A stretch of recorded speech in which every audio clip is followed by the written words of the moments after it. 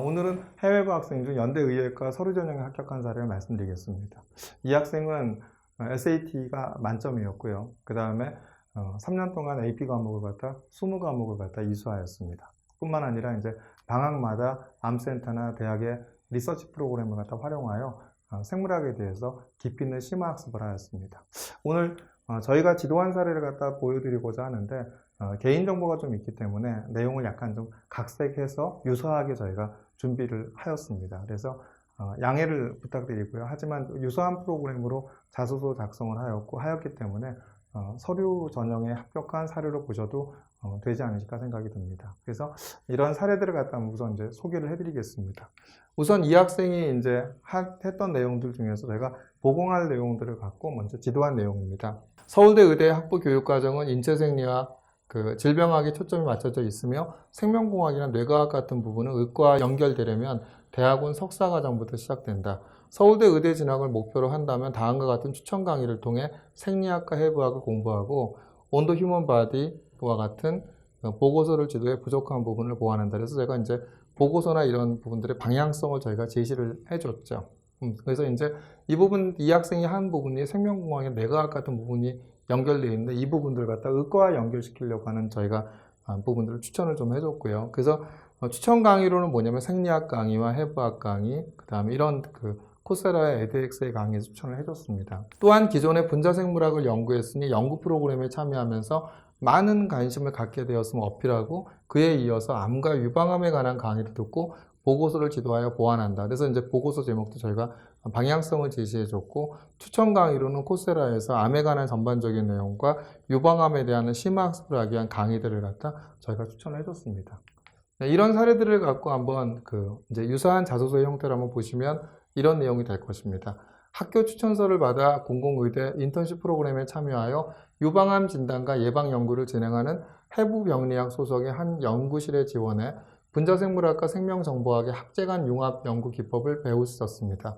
코세라에서 Introduction to Biology of Cancer 강의와 미나 비셀의 테드 강연을 듣고 사람의 유전체 분석을 통해 암을 예방하는 생물정보학의 기초를 이해할 수 있었습니다. 이를 계기로 단일세포 유전체 분석 데이터를 통한 암 진단 프로그램을 직접 만들어 보기 시작했습니다. 수많은 시도와 노력 끝에 프로그램을 개발할 수 있었고 알고리즘의 핵심은 논리적 토대를 쌓은 다음 오류들을 찾아 고쳐나가는 것이라는 것을 습득했습니다. 개발한 프로그램을 통해 데이터를 분석하고 이러한 내용을 어메리칸 소사이어티 오브 클리니컬 온콜로지와 온콜로지 미트 컨퍼런스에서 발표를 하였습니다. 이 경험을 통해 학제간 융합 연구가 중요하다는 것을 깨달았습니다. 한편 유방암은 모든 암 가운데 생존율이 가장 높음에도 불구하고 재발률이 매우 높다는 사실을 알게 되어 그 원인을 탐구하였습니다. 강의 Introduction to Breast Cancer를 통해 유방절제술을 받은 여성 환자들은 신체 변화로 인해 우울증을 겪게 되고 이로 인해 과도한 스트레스 호르몬이 분비되어 유방암 재발의 직접적인 원인이 된다는 사실을 도출하게 되었습니다. 이를 정리하여 보고서를 작성하며 이런 내용들이 이제 학습했던 내용과 그 다음에 저희가 추천해줬던 강의를 통해 심화학습한 과정을 나타내서 자기소개 작성한 사례라고 보시면 될 것 같습니다. 또 그 다음에 이제 또 자소서 2번 사례를 보시면 이런 내용이 있죠. 면역학과 생명정보학을 공부하며 생긴 궁금증을 해결하고자 온라인 강의를 수강하며 백신 면역에 대한 심층적인 의학 지식을 쌓았습니다. 또 마이클 키낙의 비틴 오벤 피어를 찾아 읽으며 바이러스나 세균을 이용해 만드는 사백신, 생백신 및 면역 증강제 같은 백신 치료제 물질들이 어떻게 발전돼 왔는지 학습하고 오늘날 보편화된 백신 치료제 이면에는 수많은 의사들과 면역학자들이 노력이 있었다는 것을 깨달았습니다.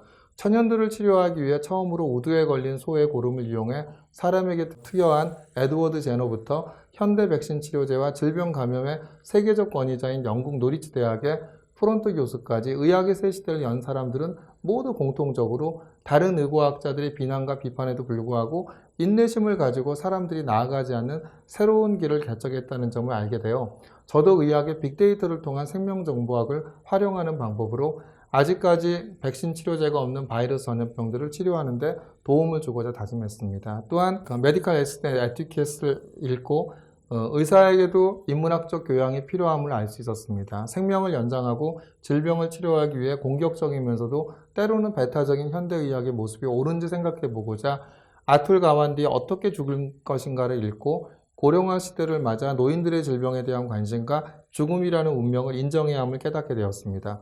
봉사활동 때 만났던 요양병원 중환자들을 떠올리며 그들에게는 작별 인사를 할 시간도 없이 죽음에 이르는 시간을 보내고 있다는 것이 무척이나 안타까웠고, 그들이 병실에 누워있는 동안 바래왔던 꿈이나 목표를 이룰 수 있도록 도움을 주는 의사가 되기로 결심하였습니다.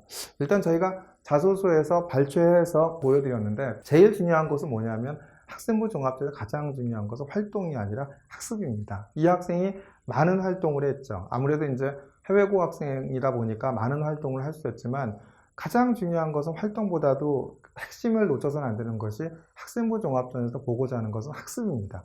대학에 들어와서 학업을 수행할 수 있는 능력, 그것을 보고자 하는 것이 학습이기 때문에 이러한 학생들이 하는 활동을 갖다 심학습하기 위한 학습 과정들을 추천을 해줬고, 그리고 이러한 추천 과정들을 통해서 학습을 한 뒤에 그렇게 자소서에 나타낼 수 있었습니다.